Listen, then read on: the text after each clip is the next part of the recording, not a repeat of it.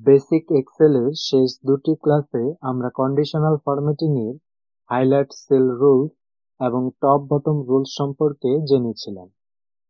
তোমরা যদি সেই ভিডিওগুলি না দেখে থাকো, নিচে ডেসক্রিপশন বক্সে লিংক দেওয়া আছে, সেখান থেকে ভিডিওগুলো দেখে আসতে পারো।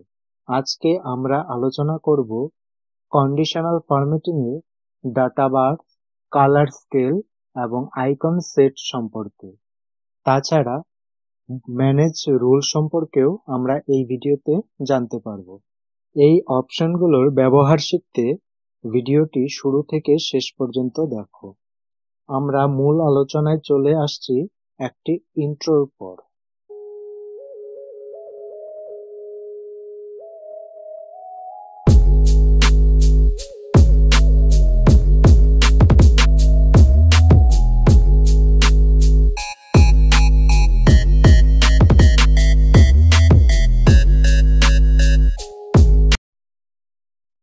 আজকে আমরা প্রথমেই যেই অপশনটি নিয়ে আলোচনা করব সেটি হলো ডাটা বার। ডাটা বার হলো ভ্যালুর উপর ভিত্তি করে সেলের রং পরিবর্তন করা। অর্থাৎ আমি যত বড় সংখ্যা নিব, সেলের ভিতরের রং তত বেশি হবে। ব্যাপারটি প্র্যাকটিক্যালি দেখে নেওয়া যাক। কন্ডিশনাল ফরম্যাটিং এ গিয়ে ডাটা বারে ক্লিক করলেই আরেকটি লিস্ট পাশে চলে আসবে। সেখানে দেখতে পাবে দুই ধরনের ডাটা বার রয়েছে, একটি হলো গ্রেডিয়েন্ট ফিল এবং অপরটি হলো সলিড ফিল। গ্রেডিয়েন্ট ফিল হলো একাধিক রঙের মিশ্রণ এবং সলিড ফিল হলো একটি রং। প্রথমে আমরা গ্রেডিয়েন্ট ফিলের ব্যবহার দেখে নিই। প্রথমেই আমরা সংখ্যাগুলোকে সিলেক্ট করে নিলাম এবং কন্ডিশনাল ফরম্যাটিং থেকে আমরা যদি কোনো একটি গ্রেডিয়েন্ট ফিল ক্লিক করি, তাহলে দেখতেই পাচ্ছ সেলের সংখ্যার উপর ভিত্তি করে সেলটির রং পরিবর্তন হচ্ছে। যেখানে যত বড় সংখ্যা সেখানে ততটাই রং হচ্ছে। এখানে সবথেকে ছোট সংখ্যা রয়েছে 187, সেই জন্য দেখতে পাচ্ছ সেটি অর্ধেকেরও কম রং হয়েছে এবং সবথেকে বড় সংখ্যা রয়েছে 409, এটি সম্পূর্ণই রং হয়ে গিয়েছে। এবার 187 যেখানে রয়েছে সেখানে যদি আমি সংখ্যাটিকে পরিবর্তন করে 187কে মুছে শুধু 5 লিখে দিই, তাহলে দেখতে পাচ্ছ একেবারে একটি দাগের মতো রং হয়েছে, বাকি সম্পূর্ণ সেলটা রং থাকছে না। ঠিক একইভাবে আমরা সলিড ফিল করে নিতে পারি। সলিড ফিল করলে একটি রং হবে।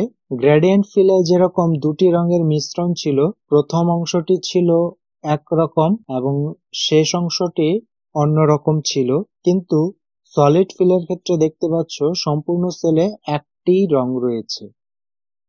ঠিক একইভাবে তোমরা কালার স্কেল ব্যবহার করে দেখতে পারো। আমি যদি কালার স্কেল ব্যবহার করি তাহলে এক একটা সেলের এক এক রকম কালার দেখতে পাবে।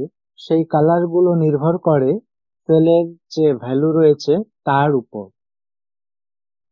এখানে তুমি যদি লক্ষ্য করো, আমি জুম করে দেখাচ্ছি, দেখো প্রথমেই দেখতে পাচ্ছ উপরের অংশটি রয়েছে সবুজ, মাঝখানের অংশটি রয়েছে হলুদ এবং নিচের অংশটি রয়েছে লাল। এখানে এই রংগুলো দিয়ে বোঝাচ্ছে আমার সিলেক্ট করা সেলগুলোর মধ্যে যে ভ্যালুগুলো আছে তার মধ্যে ছোট ভ্যালুগুলো এখানে লাল রং হয়ে যাবে এবং বড় ভ্যালুগুলো সবুজ রং হবে। মাঝখানের যে হলুদ রংটা সেটি হলো আমার যে সিলেক্ট করা সংখ্যাগুলোর মধ্যে বড় এবং ছোটর মাঝে যে সংখ্যাগুলো রয়েছে, মিডিয়াম সাইজের যে সংখ্যাগুলো রয়েছে, সেগুলোকে হলুদ দিয়ে হাইলাইটেড করা হবে।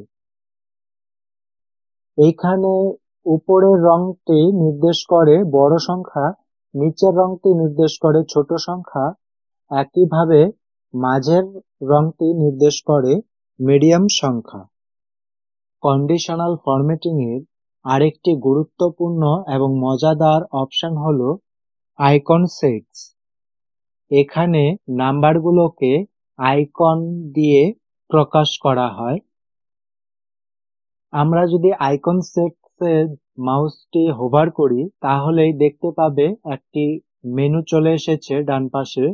সেখানে প্রথমেই দেখতে পাবে লেখা রয়েছে ডাইরেকশনাল এবং তারপরে রয়েছে শেপস, তার নিচে রয়েছে ইন্ডিকেটরস এবং সর্বশেষে রয়েছে রেটিংস। সবগুলো ব্যবহার করার পদ্ধতি এক, কিন্তু প্রয়োজন অনুসারে এগুলি আলাদা আলাদা আইকন রয়েছে যেগুলি তোমরা তোমাদের প্রয়োজন মতো ব্যবহার করে নিতে পারবে। আমি প্রথমেই ইন্ডিকেটর থেকে নিয়ে নিচ্ছি রাইট কাটা এবং বিস্ময়বোধক যে চিহ্নটি রয়েছে সেই সিম্বলটি বা আইকনটি নিয়ে নিচ্ছি। এখানে দেখতে পাচ্ছ আমাদের যে নাম্বারগুলো রয়েছে সেই নাম্বারের আগে কিছু বিশেষ চিহ্ন চলে এসেছে, কোনোটাতে রাইট চিহ্ন, কোনোটাতে কাটা চিহ্ন এবং কোনোটাতে বিস্ময়বোধক চিহ্ন। এইভাবে তোমরা যে কোনো সিম্বল বা আইকন নিয়ে নিতে পারো, সেটা তোমার প্রয়োজন অনুযায়ী। এইখানে যে চিহ্নগুলো এসেছে, কোথাও রাইট, কোথাও কাটা এবং কোথাও বিস্ময়বোধক চিহ্ন, সেটি কিভাবে এসেছে সেটি প্রথমে জেনে নেওয়া যাক। এখানে তোমরা যদি লক্ষ্য করো দেখতে পাবে সবথেকে বড় যে সংখ্যাটি রয়েছে সেটি হলো 409 এবং সবথেকে ছোট সংখ্যা রয়েছে 187। এই দুটোকে যদি আমরা বিয়োগ করি, 409 থেকে যদি 187কে আমরা বিয়োগ করি তাহলে আমরা পেয়ে যাব 222। এখানে দেখতে পাচ্ছ আইকন রয়েছে 3 রকমের, রাইট, কাটা এবং বিস্ময়বোধক চিহ্ন। যেহেতু 3 রকম আইকন রয়েছে তাই আমরা বিয়োগফল যেটি পেলাম সেটিকে 3 দিয়ে ভাগ করে দিব। 3 দিয়ে ভাগ করার পর আমরা উত্তর পেলাম 74। এবার সবথেকে যে ছোট সংখ্যা রয়েছে অর্থাৎ 187, তার সঙ্গে যদি 74 যোগ করি তাহলে দেখতে পাচ্ছ 261। এর থেকে তোমাকে 1 বিয়োগ করে দিতে হবে অর্থাৎ 260।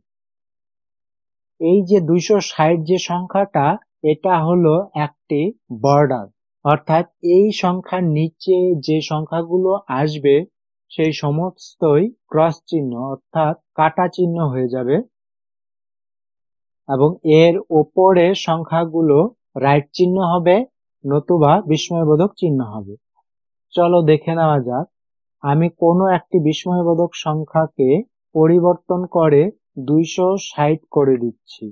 দেখতে পাচ্ছ সেটি কাটা চিহ্ন হয়ে যাচ্ছে, কিন্তু আমি যদি 261 করি সেটি বিস্ময়বোধক চিহ্ন হয়ে যাচ্ছে। একইভাবে রাইট চিহ্ন কোথায় আসবে, কত নাম্বার থেকে আসবে সেটি চেক করে নেওয়া যাক। রাইট চিহ্ন কোথা থেকে শুরু হবে সেটি চেক করার জন্য তোমাকে করতে হবে সব থেকে বড় যে সংখ্যাটি আছে তার থেকে বিয়োগ করতে হবে এই 74। এই 74 বিয়োগ করার পর তার সঙ্গে যোগ করে দিতে হবে 1। দেখতে পাচ্ছ 336 হয়ে গিয়েছে। এবার 336-এর থেকে বেশি যে সংখ্যাগুলো হবে সেই সমস্তই হবে রাইট চিহ্ন। ধরা যাক কোনো একটি সংখ্যা যেগুলিতে বিস্ময়বোধক চিহ্ন আছে তাকে আমি পরিবর্তন করে 336 লিখে দিই। দেখতে পাচ্ছ সেটি রাইট চিহ্ন হয়ে গেছে। এবার আমি যদি 335 লিখি সেটা কিন্তু বিস্ময়বোধক চিহ্ন থেকে যাবে। একইভাবে এখানে দেখতে পাবে অনেকগুলো আইকন রয়েছে যেখানে 5টি করে দেওয়া আছে আইকন। সেক্ষেত্রে একই নিয়মে করতে হবে। আমরা এখানে যেহেতু 3টি আইকন ছিল সেজন্য 3 দিয়ে ভাগ করেছিলাম। যেখানে 5টি আইকন থাকবে তোমাকে 5 দিয়ে ভাগ করতে হবে। আশা করি ডাটা বাস, কালার স্কেলস এবং আইকন সেট তোমরা বুঝতে পেরেছো। এবার তার নিচে আরো 3টি অপশন রয়েছে, নিউ রুল, ক্লিয়ার রুলস এবং ম্যানেজ রুল। এই 3টি অপশনের মধ্যে ক্লিয়ার রুলস আমরা আগেই দেখেছিলাম। আমাদের এইখানে যদি কোনো কন্ডিশনাল ফরম্যাটিং থাকে সেগুলিকে ক্লিয়ার করার জন্য আমরা ব্যবহার করি।